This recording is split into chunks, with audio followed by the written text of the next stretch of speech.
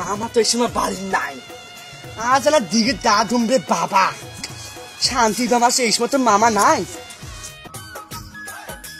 ভাই রে দিকে দাস কদিন থেকে আদর না রে, তারপরটা খোলাই আজকে রে বা শান্তি।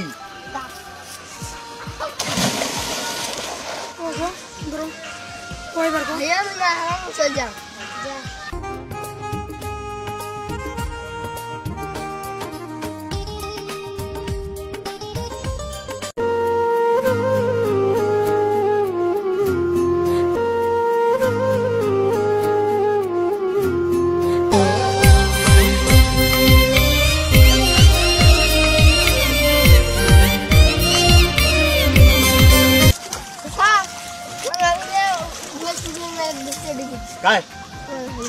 তুই দেখলু?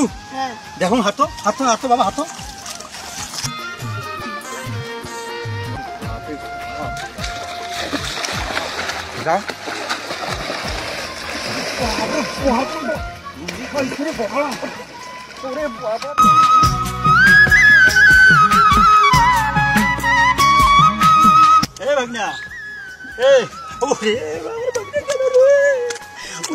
গাও ধুবে আসছিস রে, তুই কেন টিকিট গাও ধুবে আসছিস রে?